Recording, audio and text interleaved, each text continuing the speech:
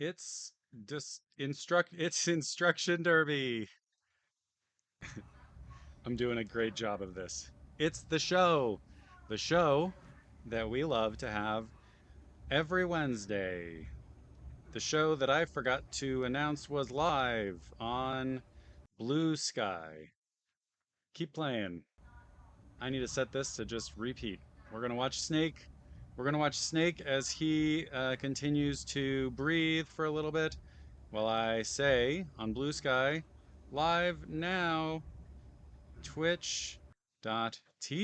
This is a like stadium. This is a station. This is like on around the radio where they tell you what station you're listening to. We are at twitch.tv/Nick McConnell. That's me. That's Snake. Or not, it's not Snake, actually. That's not Snake. I'm sorry. MGS5. That's Big Boss. Excuse me. Spoilers, potentially. I don't remember the story. I don't care. I gotta say, I don't care. I love me some Metal Gear Solid 5. It's the best Metal Gear of the series, as far as I'm concerned. But I have no idea what's happened in any of the stories. I've played through them all, and I couldn't tell you a single thing. So we're just going to keep watching him for a second here while I get myself up and going.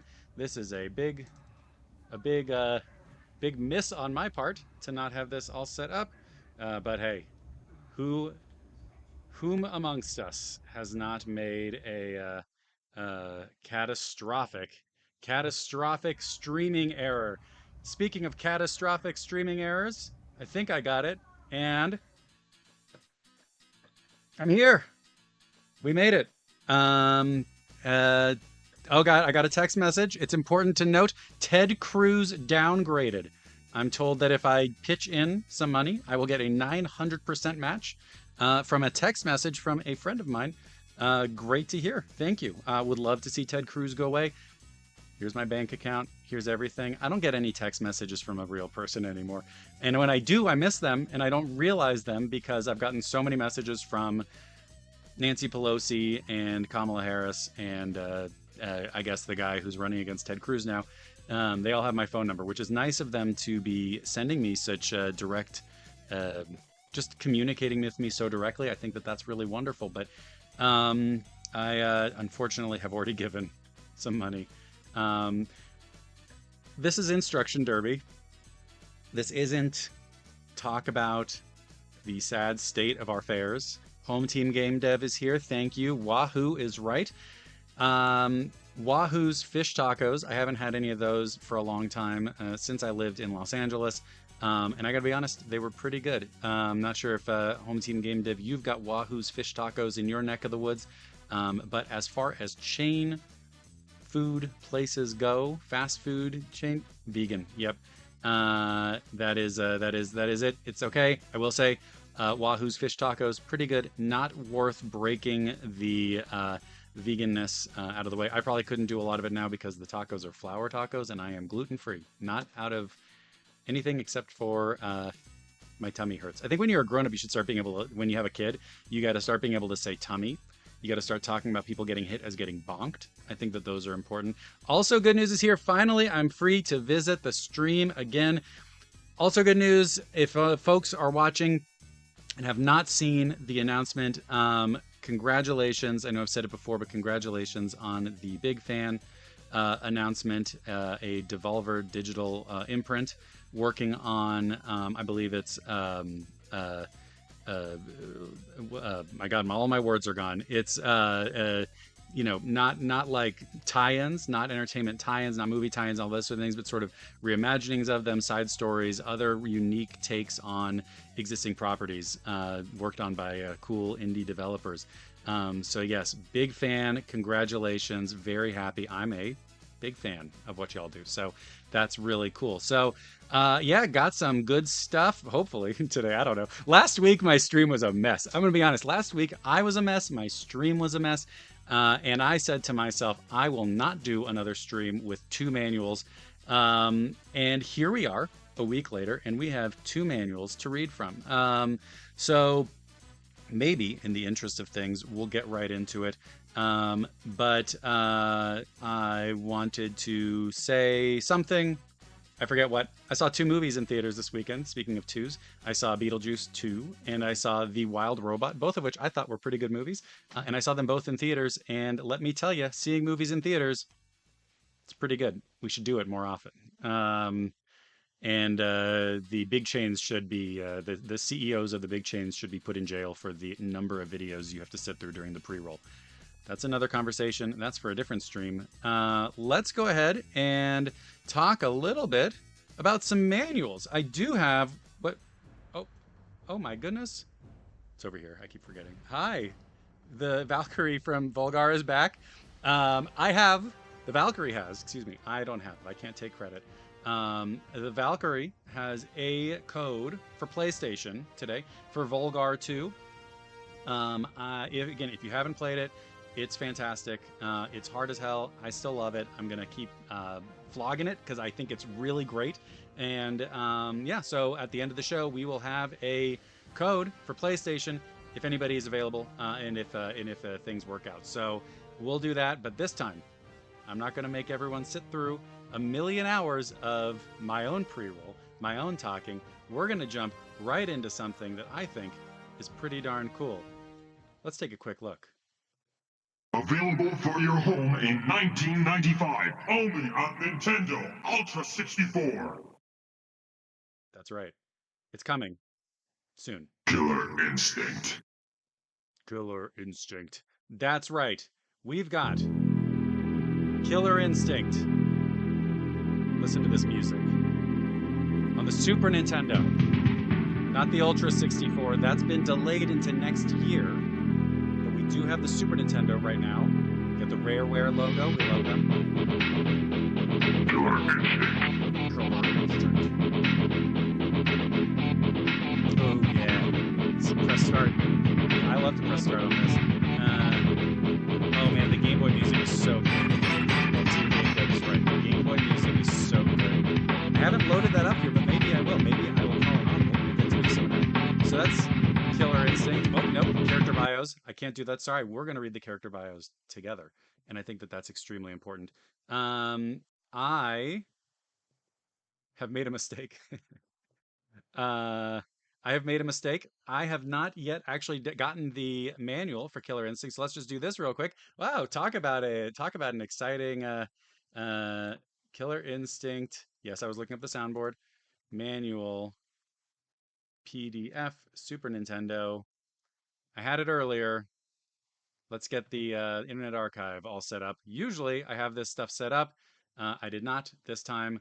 We're going to have to squint a little bit today, and I apologize for that. But yes, the music has been fantastic. Let's go back to it very quickly. Let's go back to the trailer. Actually, let me show you something else. We're bouncing all over the place. This is a mess, but here we go. A quick commercial while I recap my thoughts. By Nintendo, makers of Super NES. Now you're playing with power, superpower. Yeah, but this one's not for babies. This one's for grown-ups. I love these models. I love these models.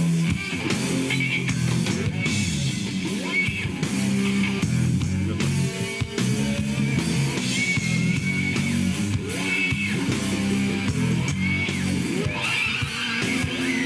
That was good timing on the squeal. Killer Instinct. Playtime is over. That's because you're edgy. Playtime's over. This isn't a game for babies. You know what? It's so loud. It's okay. The volume was so loud on video. It's mostly drowning my voice out. That's okay. It doesn't matter. That part's over. I was mostly interested in having but thank you for the heads up. I was mostly interested in having the loud, rocking, amazing music. Also, good news, I'm going to choose to ignore that you are pointing out that I have over 9,000 unread emails. I'm just a busy guy. What can I say? I'm just a busy fella who loves to read some video game manuals. And let's go to it. I can't do this smoothly, can I? Watch, I'm going to do this. Take a quick break, and I'm going to do something in the background. Pay attention. Pay attention. Watch one hand. And look at this. Look at this. I think you guys are hearing some loud music. I'm going to turn it down, but I wanted you to hear the intro. All right. Ah, yes. Okay, I've turned the volume down. We've got Killer Instinct. We've got Killer Instinct on the Super Nintendo. And I want to just say right off the bat, we are looking at something pretty cool here. When I was a kid, this game scared the hell out of me for some reason. I don't know. I wasn't even young enough to really properly be able to say that this is a scary game to me because I was probably like 11. But it is so loud. The arcade version is so loud that the noise of it, you could hear it across all the way in like the food court.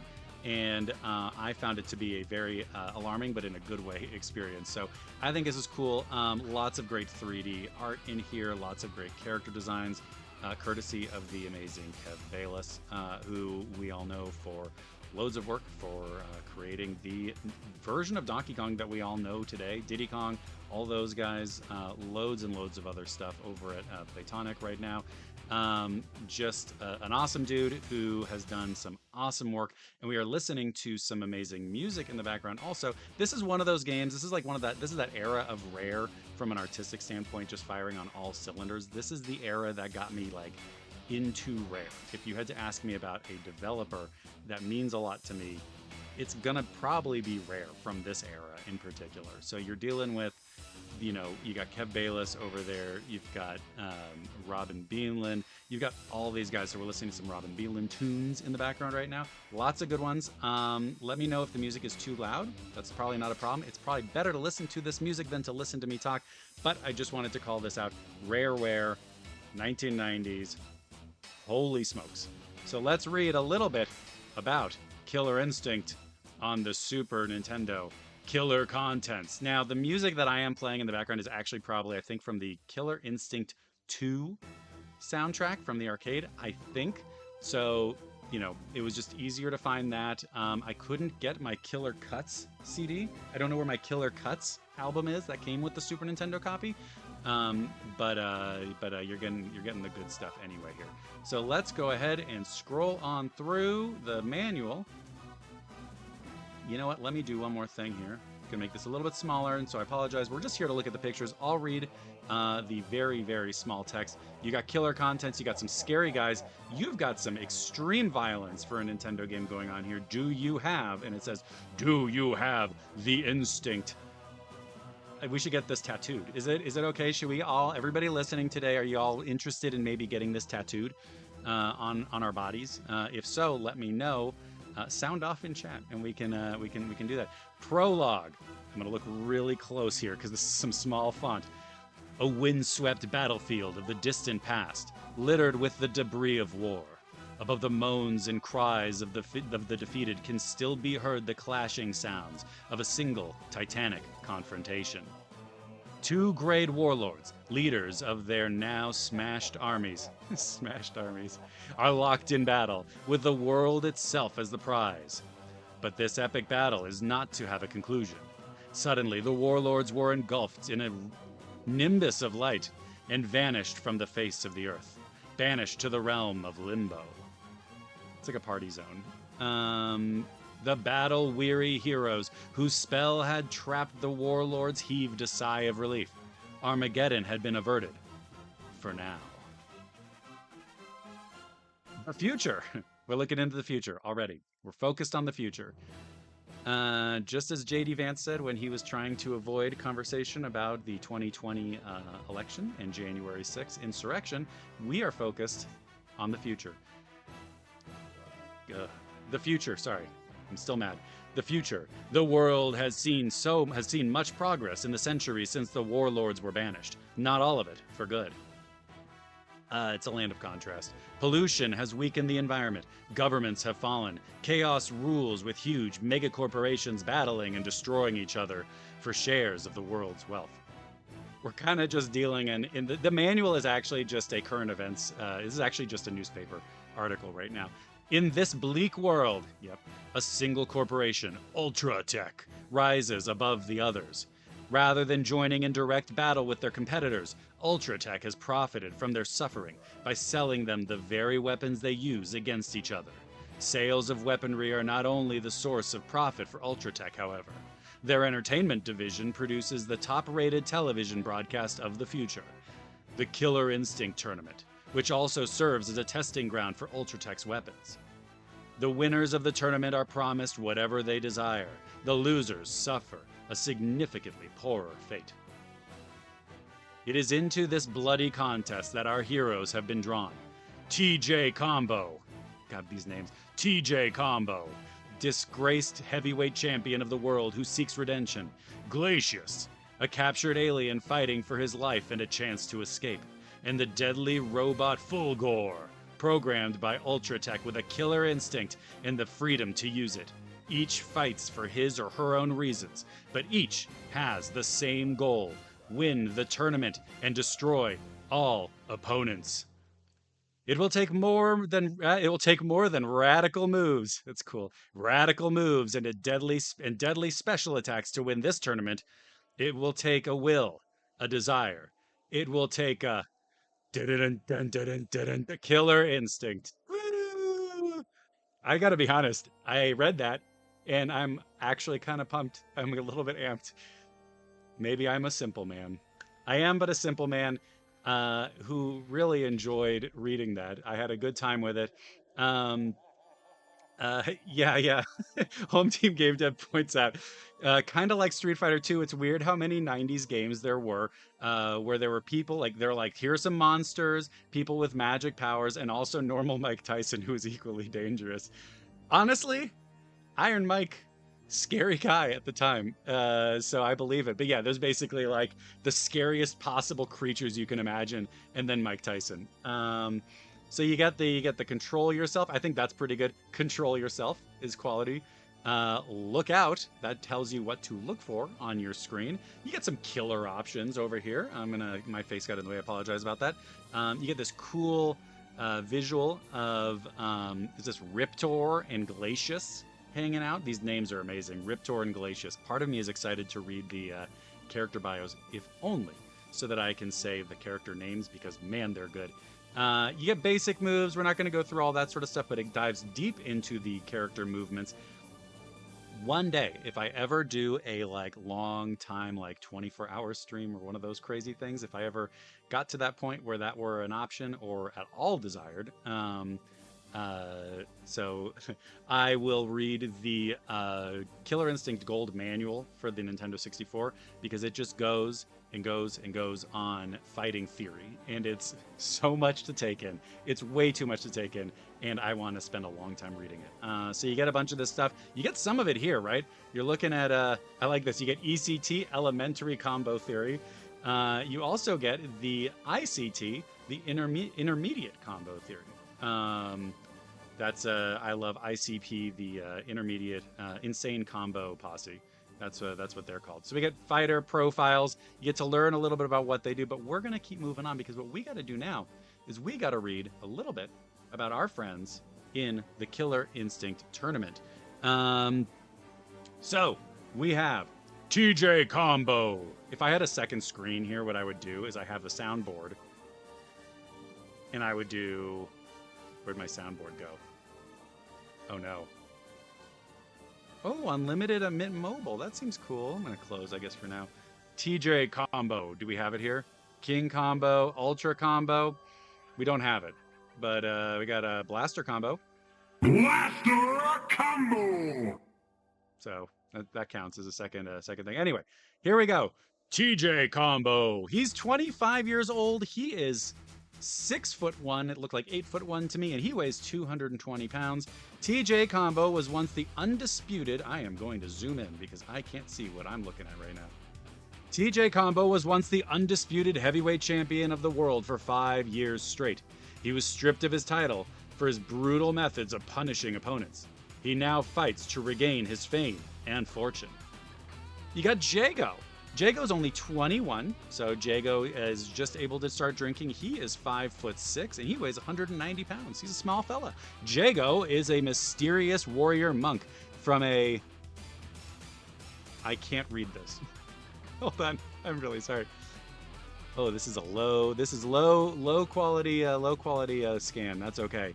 From a remote region of Tibet, guided by the powerful tiger spirit to seek his identity, he has been led to the Killer Instinct tournament to destroy the evil within. We got Fulgore. Fulgore is a baby. And I think that is so sweet. Fulgor's a baby. Fulgor is a prototype cybernetic soldier. He's 8'5", 6'5". He weighs 560 pounds. Seems like an unfair fight.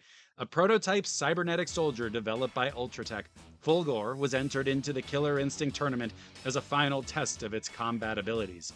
Once its abilities are proven, mass production will begin. So Fulgor actually just is I'm thinking Ultratech is Boston Robotics, which is alarming, but I think potentially true. We've got B Orchid. I don't know what B stands for. Bethany. Bethany Orchid is 23 years old. She's 5'6", and she weighs 125 pounds. B Orchid is a secret agent sent by an unknown group to investigate the mysterious disappearances that surround the Killer Instinct tournament. Her true identity and abilities are shrouded in secrecy. We also have Chief Thunder, who is 92 years old. As far as I can tell, Chief Thunder is 92 years old. He's 6'2" and he weighs 280 pounds. Impressive. When you get to 92, your bones are a lot weaker. Osteoporosis, all these things set in. Things get difficult. So having a 280-pound frame on those old bones is pretty impressive. Mystical defender of the Native American people, Chief Thunder enters the Killer Instinct tournament to solve the mystery behind the disappearance of his brother Eagle in the previous year's tournament. His family, I was getting verklempt. I started to lose track of where I was because I was so emotional. Chief Thunder is cool. Chief Thunder is really fun to play as in the game. There's something about his two axes that are just great to play with. We've got Riptor, who also seems like a very frightening enemy to play against. You've got some real monsters here and then just a couple of normal people. Riptor, though, however, is only 9. So Riptor is in the 4th grade. He is 7 feet tall, though, so puberty has hit him early, and he weighs 700 pounds. So I can't imagine he'll grow that much bigger after, teenage years and all that, but it probably feels weird. I wonder if adults treat him differently because they think he's more mature than he actually is. That's okay. Parenting is complex, and I hope that Riptor is supported. Riptor is a product of I don't know what I'm talking about anymore. Riptor is a product of Ultratech's DNA manipulation project. By splicing human and reptilian genes, they have created a fighting creature with animal ferocity and human intelligence. I don't want to tell QAnon about the story of Riptor as a human reptilian hybrid. They will not take it well. Riptor is great. We're coming up on my favorite character in potentially all of fighting games, however. We have Spinal. Spinal is 2,650 years old. He's only 5'5" because people were shorter back then, and he only weighs 110 pounds. But when you think about it, that's all bones, those are some heavy bones. But he's a burly dude. He's a beefy boy. He's a beefy, bony boy with no beef. God, what am I doing? I don't know. Listen, let's just keep going. Spinal's origin is a closely guarded secret of Ultratech. A secret branch of the corporation, using a variety of special techniques, have succeeded in reviving an ancient warrior. With only the vaguest memories of his past, Spinal knows how to do only one thing. Fight. Fight. But when you win, he hangs out in Hollywood. He has a good life. The endings for these characters in the Killer Instinct series are just the best. We've also got a little buddy of ours by the name of Saberwolf. Now, I said that Spinal is my favorite character. Home Team Game Dev says, "Where's the beef?" Is the classic line dropped after victory against Spinal. That's exactly right. That's what the commercial came from. Where's the beef? They said. He's all bones. So make no bones about it. We're talking about Saberwolf now, who is a beefy boy and has plenty of meat on his bones. He's also old. He's 95, which for a dog is extremely old. That's nearly 700 in people years. Saberwolf is 5'11" and weighs 900 pounds. So something's going on in there. Saberwolf is afflicted with the rare disease lycanthropy,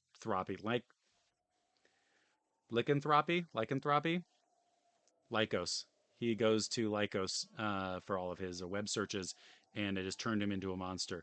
Although he has spent most of his life as a recluse, I think understandably so, he enters the Killer Instinct tournament on the promise of a cure if he's victorious. Now, I don't know which song is currently playing right now in the background because I can't hear it, but the Saberwolf songs, the Saberwolf stage music from the original Killer Instinct and then from Killer Instinct 2, and I forget which one goes into Killer Instinct Gold, is some of my all-time favorite video game music. Those ones were both, I believe, courtesy of Robin Beanland, who is still at Rare. And if you listen to his stage music in Killer Instinct 2, it has an almost piratey theme. It has an almost, and you can hear some of that when you listen to the amazing soundtrack for Sea of Thieves. So Sea of Thieves, worth it alone, if only for the music. It's a cool game, but the music is incredible. And if you like the music in there, you're going to enjoy Saberwolf's music. So there we go. Let's keep going. Let's keep going. I'm having a great time. Whether anyone else is, that is not the conversation right now. We've got Glacius, who looks like he is having some indigestion right here. He's got a poopy that he's got to take care of. Glacius is an unknown age. That's right. He's just ice. He is 6'3", and he also weighs 300 pounds. So ice is heavy. Glacius is an alien being from a distant planet. When his spaceship crash landed on Earth, he was captured by Ultratech. Hoping to prove these alien beings to be inferior, Ultratech forces him to fight for his life in the Killer Instinct tournament. So he's a sympathetic figure. Let's scroll down before we go across the page. We got to read a little bit about our friend Cinder, who seems as though he might have the upper hand in a fight against a man made entirely of ice. Cinder is 31. So yeah, he's starting to have conversations about marriage and having kids, and he's 6'2" and he weighs 195 pounds. So he is basically the most normal guy in this entire list, it seems like. Cinder was a convicted criminal. It's too bad. Who agreed to participate in Ultratech's chemical weapons test in exchange for early parole. That's not restorative justice, as far as I'm concerned. A failed experiment turned him into a being of living flame. He has now been offered freedom if he can defeat Glacius in the Killer Instinct tournament. Cinder. Let's look at Idol.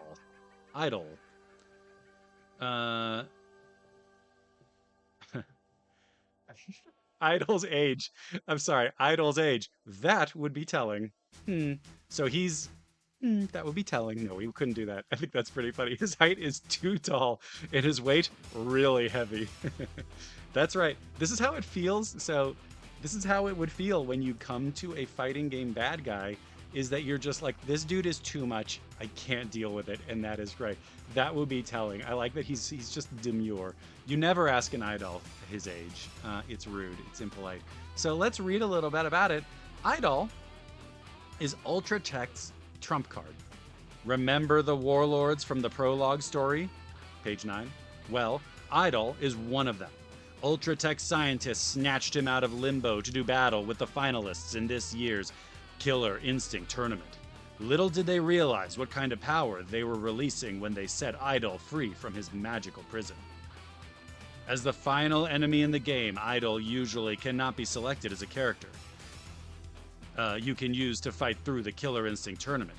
There is rumored to be a method for selecting Idol, but there is no information available about this about his special moves, combos, and other fighting techniques. If you discover the way to release Idol, you play him at your own risk. I think that's fantastic. I want to give a huge... I love this manual. This is amazing to me. And then after all that, you get to go back to the advanced combo theory. Now that you know the characters, you are ready for the advanced combo theory. Again, the Killer Instinct Gold manual, I think, takes all of this and like blows it out even further. I was never good at this game, but man, if you can land one of those combos, it feels really, really, really good. You get some pages to write memos. You get some pictures. There are, unfortunately, in the grand tradition of Nintendo, manuals, no credits. And also that might have been sort of a rare thing at the time. You know, there just wasn't, they just didn't do it. Rare was secretive. We know now who's involved, and we can tell them thank you. And a number of them have been so gracious in letting me tell them thank you repeatedly. So thank you to anyone who is at Rare who has allowed me to slide into the DMs and say, you're awesome, but this stuff is awesome. So that's Killer Instinct. That's the manual for Killer Instinct. I had a great time with it. I hope you all did too. It's time to play some Killer Instinct. That's actually what I want to do.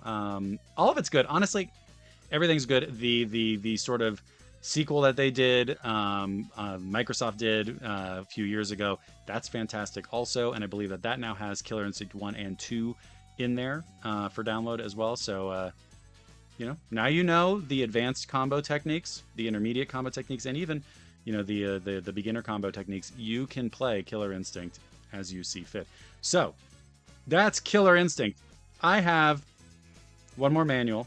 For my birthday last week, I decided to buy a copy of a game that I had discovered sort of like randomly, that I had never played before, called Xevious 3D/G+ from Namco. I was watching a video from a YouTube person named Sean Shanson. And Sean Shanson is an Irish content creator, I guess we say. I hate that term. But makes a bunch of videos about video games. And one of them was every PlayStation game that Capcom was involved with, which was about 6 hours long. And it was incredible. And it goes through each and every one of them. And another one was every Namco game that came out on the PlayStation. And I was pretty interested in a number of them. Some of them are just way too expensive on both fronts. The Capcom one, obviously, I was sold on. Namco, I'm a little bit more up and down with on the PlayStation era. Some of it's amazing, some of it's not. But one game stood out to me as a game that I really wanted to play, and that was Xevious 3D-G. It was an arcade game that I think only came out in Japan, but it takes the Xevious formula and makes it a cool-looking PlayStation 3D shooter. I have one unfortunate piece of news, however, which is that there is no Xevious. I can't seem to find the Xevious 3D manual for reading online. So we have to play this one old school, where I just read it and you're stuck looking at me. But before we do that, I'll make it quick. I promise. I swear to God. Before we do that, let's go ahead and look at something real quick, like a commercial for it, so you have an idea of what I'm talking about. Let's see if this works. アーケードの伝説が蘇る。プレイステーションナムコゼビウス 3DG プラス。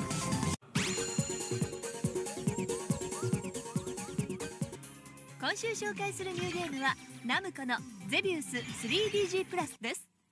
このソフト、新旧4つのゼビウスが遊べるようになっていて、おなじみゼビウスやスーパーゼビウス、そして最新作ゼビウス 3DG などが楽しめます。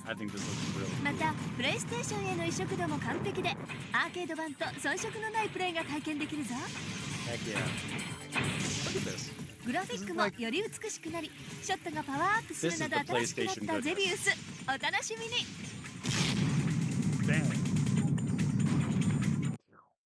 There we go. And I'm not going to go to the next level, although there's lots of good stuff there. Let's go ahead, Killer Instinct, and let's go back to chatting. Why not? We'll just do chatting. So I will maybe be the person to upload it. However, I don't know how to scan a manual in a way that looks good. I guess I could just scan it using my scanner. I said that and then I realized maybe it's not actually that hard. But let's do a little bit of this. Xevious 3D+G. I'm going to read the copy that I got, has a broken disc. That's okay. The 3D way to exterminate extraterrestrials. Again, I apologize that we are doing this the old-fashioned way here. Usually I'd like to throw this up on the screen, but bear with me for today. This is what happens when you don't plan ahead. Xevious 3D/G+ is a furious interstellar shoot-fest, teeming with rapid-fire 3D features. You get 3D/G, 3 bonus games, nasty alien bosses, so nasty. A galaxy of polygon 3D graphics, plus 2 players simultaneous shooting action that'll have you exclaiming expletives. Little alien caskets sold separately. It's a 3D shoot-a-thon, features Xevious 3D G, all sorts of other stuff, arrange modes, spectacular polygon 3D graphics, so impressive, you'll check your shirt for splatter and alien entrails. Eye-opening cinematics, you'll swear you're in a major Hollywood sci-fi flick. If you don't like to swear, feel free to say dang. Says this on the back of the box. Big, surly, ugly bosses.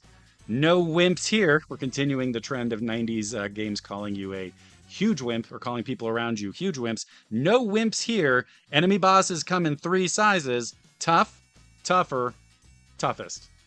And then we got pound enemy positions with power-ups. Pound those enemy positions. New, improved weapons of mass destruction.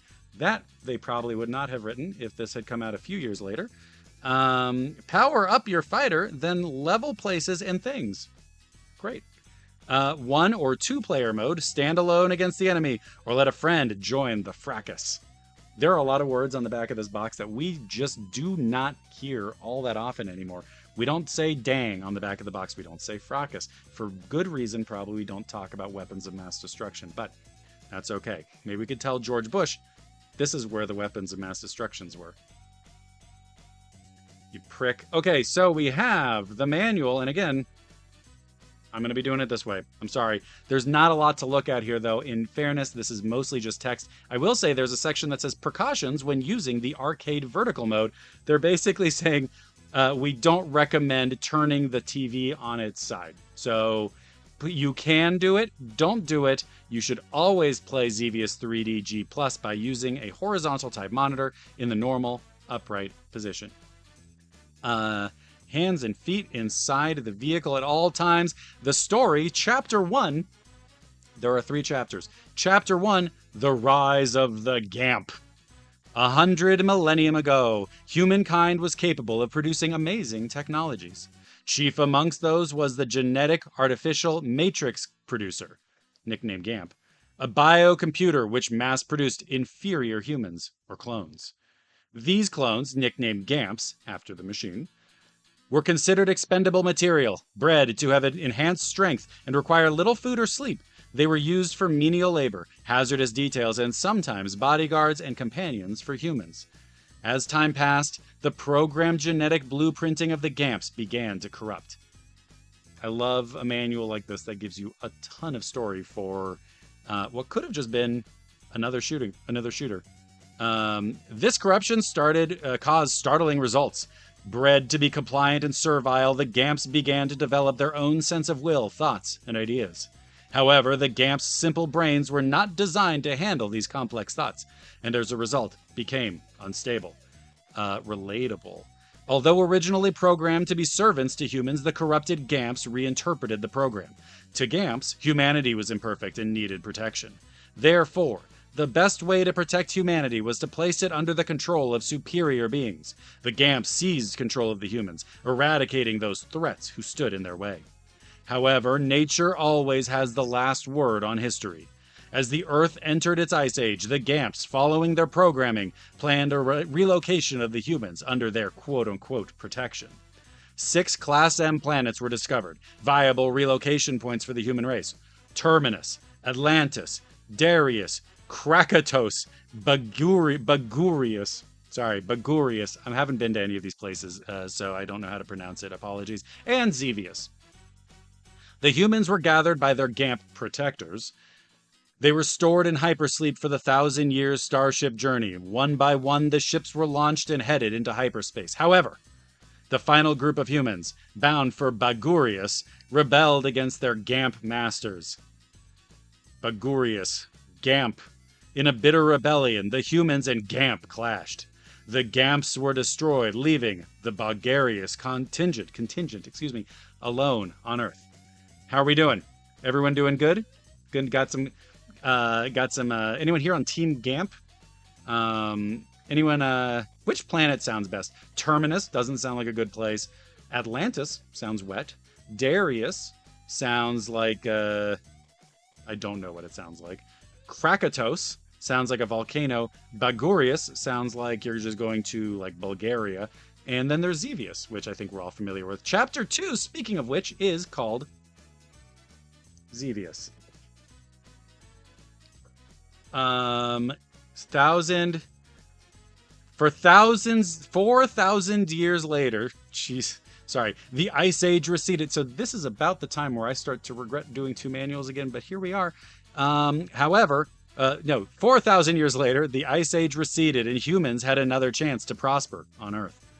However, that prosperity did not last long. Volcanic eruptions jarred the Earth's crust and melted the ice caps, destroying what little was left of Earth's once great civilizations. Many abandoned underground GAMP bases were unearthed. GAMP bases were unearthed in the eruptions, one of which contained a small starship. A desperate attempt to survive the cataclysmic upheavals was quickly put into action. Mu, a brave pilot, and Eve, his android assistant, were sent on a mission to Xevious, the nearest of the 6 planets, hoping to make contact with their human ancestors.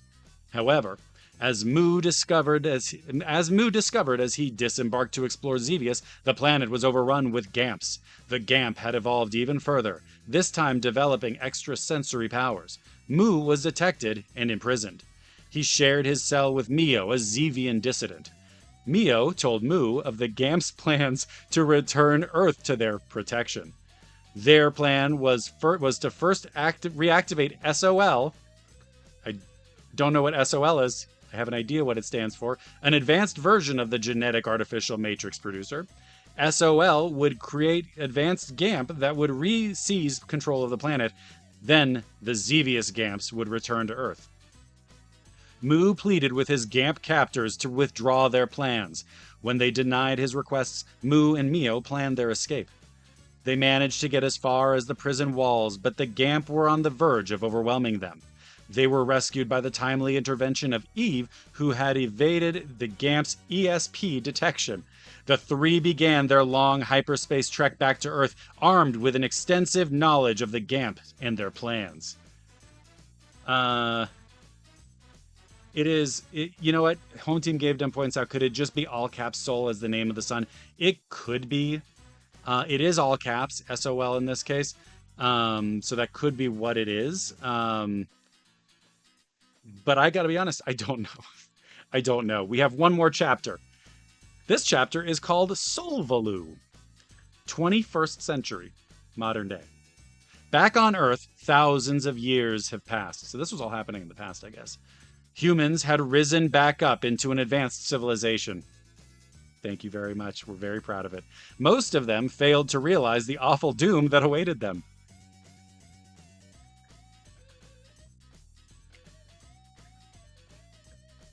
All except 2 research scientists, Susan Meyer and Akira Sayaka.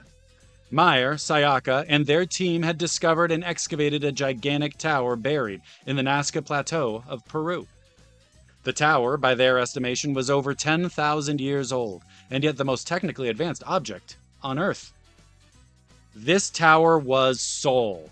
There we go. The replication unit the GAMP had left behind on Earth. One day, as the team strove to understand the ancient machine, it awoke.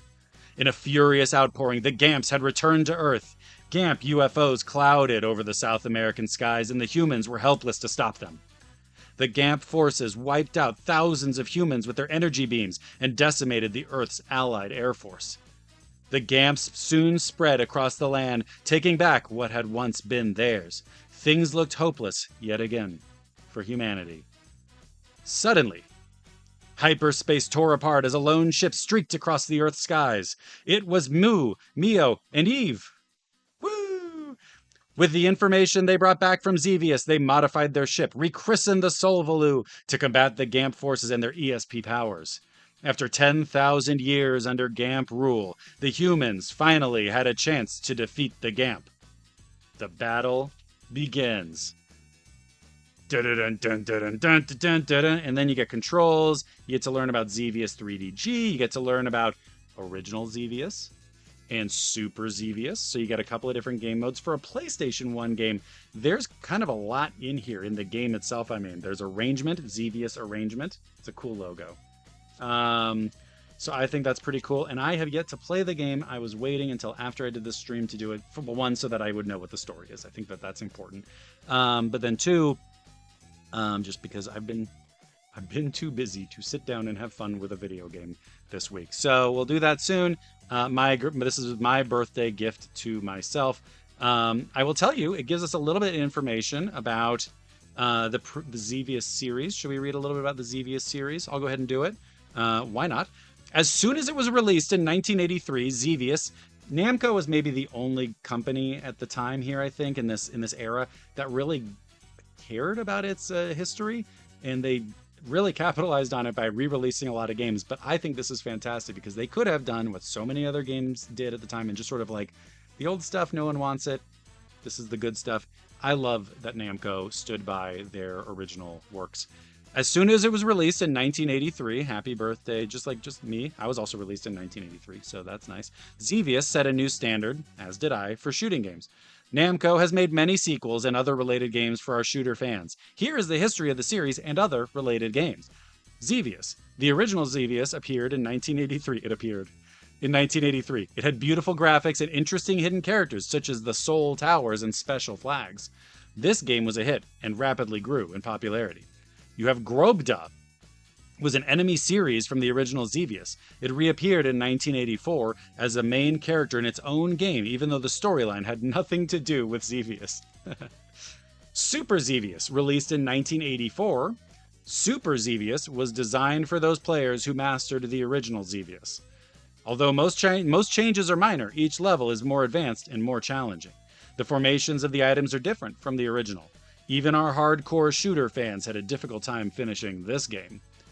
Then we have Solvaloo, a unique polygon game. Solvaloo quickly became a hit when it was released in 1991. I like calling games that are in 3D with 3D graphics and polygons, polygon games, as opposed to 3D, because it can tell you that the game might still be in 2D in terms of gameplay, but it has polygons. I think that's cool, and I think we should bring it back.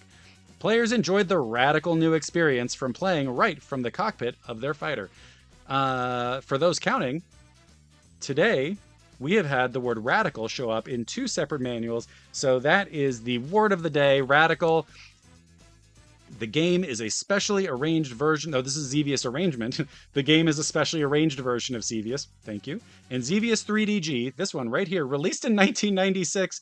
That's the arcade version. I'm sorry. Released in 1996, Xevious 3DG offered a diagonal downward view. The game has many new features, beautiful graphics, new weapons, large boss characters, and awesome special effects. You're damn right. We do get to see Solvaloo a little bit here. There's some specs that they tell us. Nothing too great, but the Solvaloo is 32 feet long and 11.5 feet high and weighs 40,787 pounds. So, big boy. Oh, I got to do this again. Did I fix? Oh, darn it. There we go. Let's see, please. I'm going to do something. I'm going to be blurry for the rest of the thing. This is old-fashioned too. This is how this used to go. Okay, you get to see some stuff. Since it's there, you get to see some cool-looking ships that I'll show you there. You get to move on forward through. You get the Namco tip line. Just in case anyone wants to know, feel free to screenshot this page. It's important if you want to read about the Namco tip line. I'm still blurry. Boop, boop, boop. I'll be blurry forever. This is how I feel. All the hints, tips, tricks, and cheats under 18. Please have your parents' permission. Touch tone phones only. 1-900-737-2262. Be careful. They do. That's right, Home Team Game Dev. They do charge by the minute, 95 cents per minute for automated tips, and $1.15 per minute for live counseling. Only during 9 to 5 Monday through Friday. So you got to be calling during work or during the school day. $1.15 per minute in 1997 is actually $600. So yeah, so in 1996 money, the credits, we've got just a few names here, not a lot. Namco Home Tech Incorporated staff. We've got Mike Fisher in marketing, Lone Vu, Jennifer Fitzsimmons, technical editors and manual development. We've got Dave Winstead, Mike Madden, Scott Rogers, Yuri Saito, Dave Shelley, and Jeff Erickson. Those are some names that I think we've seen before in here. And then the manual design appears to have been done by a company called Darien and Kilberg. So thank you to the folks at Darien and Kilberg, to Dave Winstead, to Mike Madden, to Scott Rogers, Yuri Saito, Dave Shelley, and Jeff Erickson for giving us everything that we needed to know about Xevious 3D/G+. We did it, and it's under an hour, 50 minutes. And I don't feel like I'm dying. I look like it. Camera fixed. Nope, it's not going to work. That's okay. This is they automate everything these days, and you don't get to control any of it. I'm an old man. Way to go, everyone! We did it. Okay, I would like to ask: does anybody have any interest in a code for Volgar 2? Maybe I am shot. Volgar 2 on the PlayStation. We're gonna do the Konami code. We could do a Konami code. Is it up, up, down, down, left, right, B, A, select, start? Is that right? I always get it wrong. I'll never get my 30 lives. So let's do this. Does anybody, I know that some folks don't have a PlayStation, so if nobody here has a PlayStation for Volgar 2, let me know in the chat. Otherwise, I will select as if you want 2-player mode. Okay, you're right. Thank you. That is correct. If we do want to do it, I have a very quick way of figuring out who gets it. Code for Volgar 2 on the PlayStation. Give me a thumbs up. Okay. Volgar 2 on the PlayStation. First person to tell me what the word of the day is based on the manuals that we just read. You know what? I should do this with here. I should have done this here. Oh. Well, at least... There we go. Dizzy and Lost got it. It was Radical. Radical is the word. Dizzy and Lost is the winner of the code for Volgar 2 on the PlayStation. Congratulations, says Valkyrie. Congratulations, says the Valkyrie. I'm so happy for you. So we got it. That is it. We will, I'll just leave it here. Who cares? Who cares? That is the end of the stream. Thank you for the stream. Thank you for joining. Dizzy and Lost. Valkyrie says hello. I say thank you to everybody who joined. Thank you for hanging out. I appreciate it. I had a great time. These manuals are amazing. Thanks to the folks at Rare for making Killer Instinct. Let's see y'all sometime soon. Next week, maybe. I don't know. Bye. Thank you. Valkyrie says bye. Valkyrie's flying around. Valkyrie's amped. Bye.